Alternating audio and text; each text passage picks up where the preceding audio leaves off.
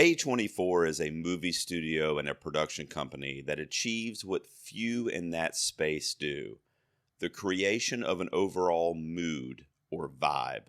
When you see that A24 logo pop up on a trailer or at the beginning of a film, you know that you're not in for your typical 3-act movie structure, but rather a cinematic dreamscape that often seems to exist just to mess with our minds. Sure, A24 dives into the sentimental, the romantic, the family dramas, most notably their Oscar-winning masterpieces. Yes, I said it. Moonlight from 2016, and of course last year's Best Picture winner, Everything Everywhere All at Once. But when A24 really shines is when they dive into the deep end of the bloodthirsty pool that is the horror genre. While most of us horror fans cringe at the term elevated horror, there is an argument to be made that A24 not only coined that term, but possibly invented it. They make horror movies that are not only scary, but thought-provoking and human, often borrowing from genres such as science fiction or fantasy. A24 has carved themselves a nice little niche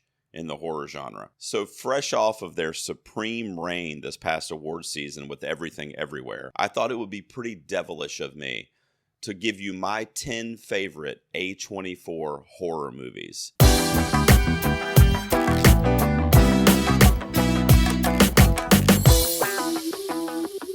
Alright guys, welcome back to the garage. Gerald here with you. Make sure you drop down in the comments your favorite A24 horror movie. Hopefully I'm going to mention it as we get started with my top 10.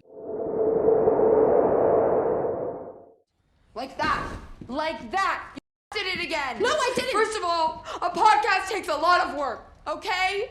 You have to organize the guests, you have to do a Google Calendar, and you build a following. It takes a lot of time. Bodies, Bodies, Bodies is a 2022 horror comedy that tackles Gen Z's connection to the current social climate and acts as not only an upper-class elitist satire, but also a pretty clever slasher film. While I realize this film is divisive amongst the horror community, namely based on the reveal in the last act, that is precisely why I love it. The movie knows what it is, and frankly, the older you are, the more you may cringe at this concept of the rich, snobby, spoiled 20-somethings using a home invasion / murder mystery to speak in Twitter talk or overuse terms like gaslighting or toxic. However, if you buy into this film as a comedy rooted in the social media age, you may just have a good time with it. And don't worry, you'll still be able to roll your eyes at what the youths have become, even when there is a killer on the loose.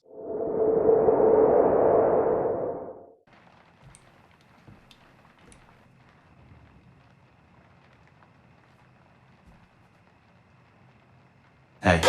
Oh my god. I'm sorry. You scared me. Sorry. Oh, it's okay. 2017's It Comes at Night is a psychological horror film that tests the limits of our trust in others, particularly strangers that are seemingly innocent. Thanks to powerhouse performances led most notably by Joel Edgerton and Riley Keough here, we feel the blanket of paranoia smother us just like it does the overall aesthetic in this film. The quiet, subdued aura of It Comes at Night is just as unsettling as the would-be monster hiding deep in the darkness in the woods. As I see it, this film was also a bit prophetic as it came out 3 years prior to the COVID pandemic. Essentially, it is a movie about the fear of the unknown, and it hits pretty damn hard.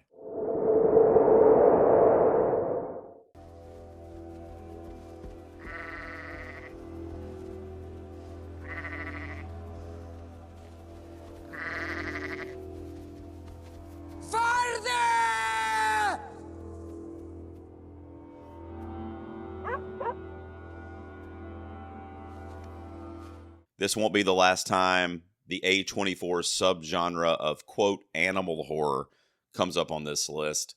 Lamb is a 2021 Icelandic slow burn horror folktale. Like much of A24's catalog, there is a strong through line here dealing with family and the issues of grief, regret, and in some cases, the ungodly. In this example, our main WTF plot point is a hybrid half lamb, half human child that has made its way onto the family's farm. The always brilliant Noomi Rapace plays a mother figure to this child, while at the same time some dark truths begin to emerge regarding this new baby lamb's origins.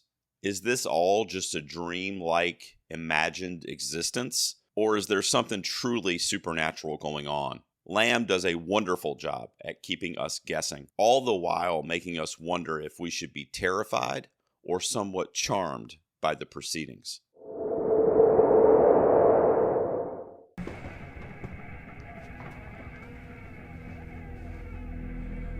Oh shit.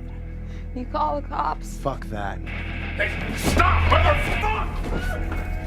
I told you to follow.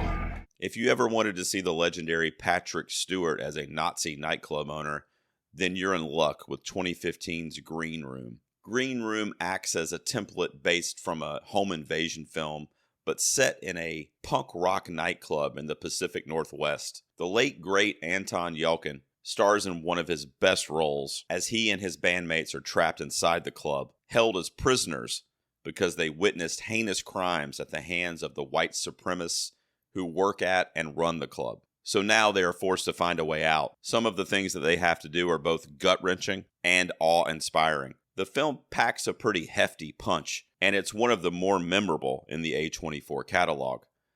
Unfortunately, it is drastically underseen, so I hope that my inclusion of it on this list may spark some new interest.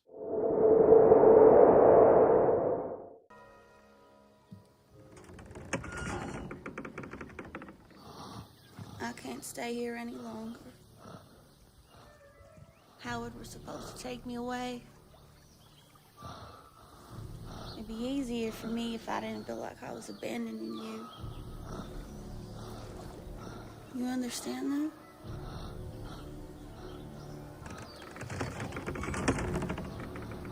I love you, Daddy, but this is no way to live. I've never attempted to make my borderline unstable crush on Mia Goth a secret. I feel like she's easily among the best young actors working today.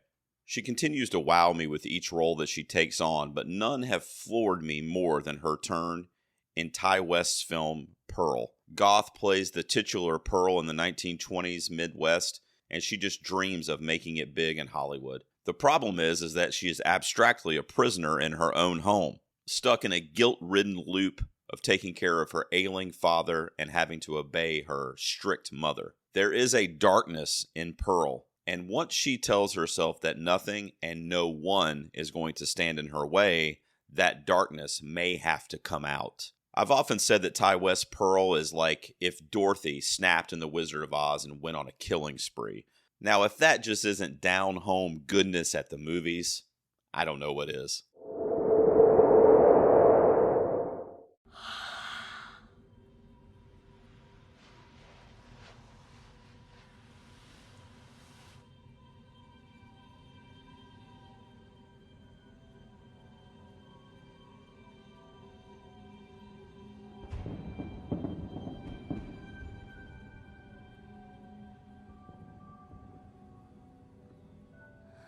Director Rose Glass entered the cinematic arena with a vengeance in 2019 with Saint Maud. Saint Maud lends a new perspective to the subgenre of religious horror.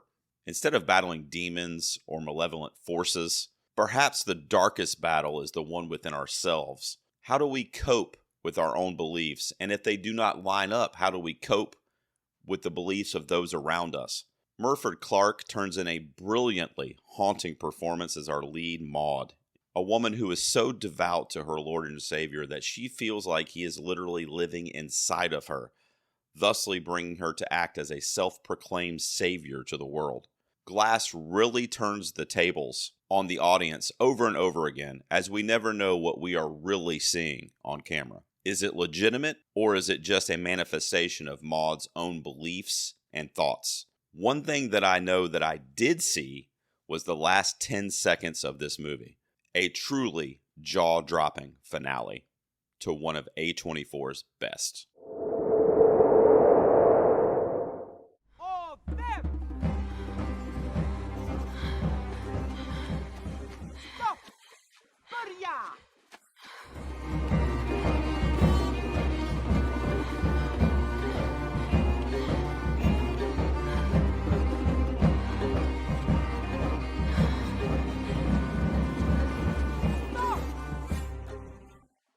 Aha, you guys were probably wondering where Ari Aster was on this list. Well, here you go, and it won't be the last time we talk about him either. In Midsummer, Aster really dives into the power of grief and the effect that it can have on us and those around us.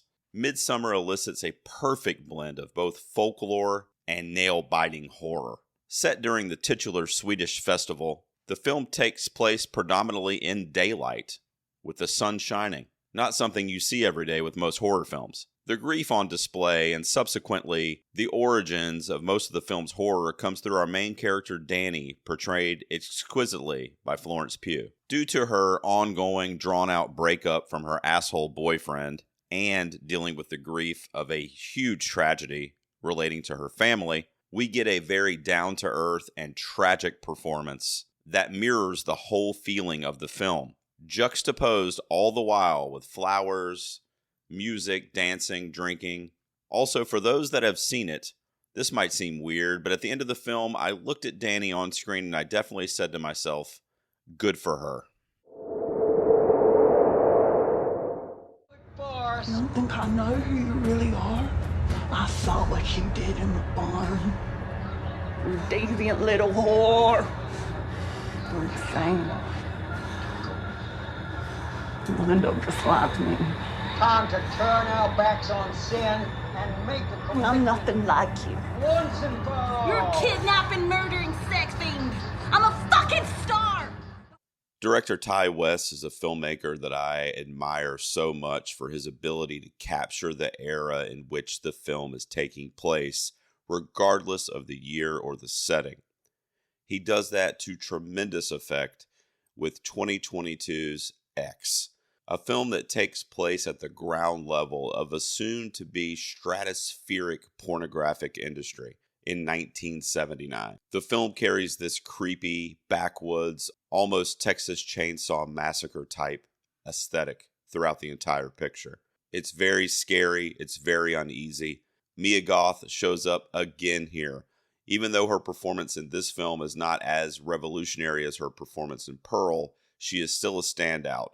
And the practical effects and makeup used to transition her to the elder Pearl in this movie literally blew my mind when I found out that was Mia Goth behind the makeup and the costumes. Some of the kills in this movie are brutal, but beautiful at the same time. The film is a story of just wanting to make it big, which is a story that mirrors Pearl's own from the film that I mentioned earlier on this countdown. X was one of my favorite movies of 2022, and it's among A24's best in the horror genre. Okay, so fine, then say what you want to say then. Peter. I don't want to say anything. I've tried saying Okay, so things. try again, release yourself. Oh, release you mean? Yeah, fine, release me, just say it. Just fucking say it. Don't you swear at me, you little shit! Don't you ever raise your voice at me! I am your mother! Do you understand? Another director showing up for the second time on this list is Ari Aster with his film from 2018, Hereditary. This was the introduction to the world for Ari Aster, although he had done some short films prior to this. This was his first big feature film, and it literally left my mouth hanging wide open at the unbelievable not only subject matter in the movie, but the filmmaking on display was absolutely breathtaking. Toni Collette's Annie plays a tortured mother figure to absolute perfection. She borrows a little bit from her character in a film like The Sixth Sense, but brings a much more kind of mysterious, sinister vibe to the motherhood proceedings in this film. Realizing that she's haunted by the ghost of her own mother, and they're being tortured by some of the ritualistic things that she believed in, takes this film down a deep, dark, winding path that is full of what the fuck moments that will leave your mind in an absolute daze. There are also astounding supporting performances turned in here from the likes of Ann Dowd and, of course, Alex Wolff. This movie is a dark, and I mean literally dark in the way that it's lit, but also the subject matter, and it is a ride that you will never forget. Hereditary is easily one of the best films of the last 5 years, and it's among A24's best also. Boo!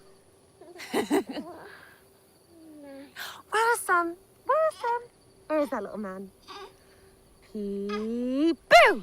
There you are. There you are. Boo!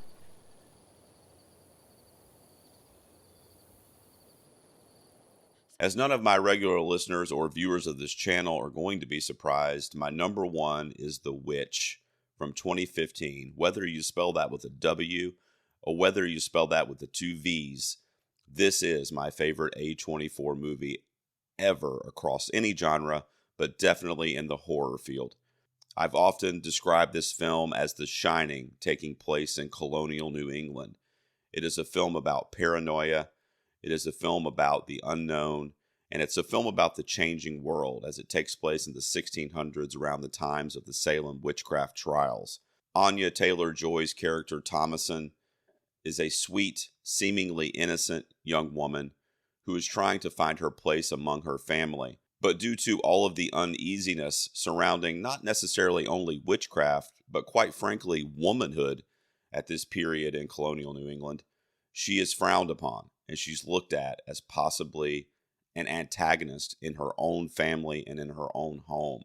This is the definition of a slow burn film that reaches a climax in the last act that is among one of the best I've seen of all time. Black Phillip will literally haunt your dreams, and we get our initiation into what A24 dives into many, many more times after this with animal horror, which I've actually already mentioned on this list a couple of times. The Witch is easily one of my favorite movies of all time, and that's why it sits at my number one movie in the A24 horror library. Well, there you go, guys. Let me know down in the comments what your favorite A24 film is. How did my top 10 shape up?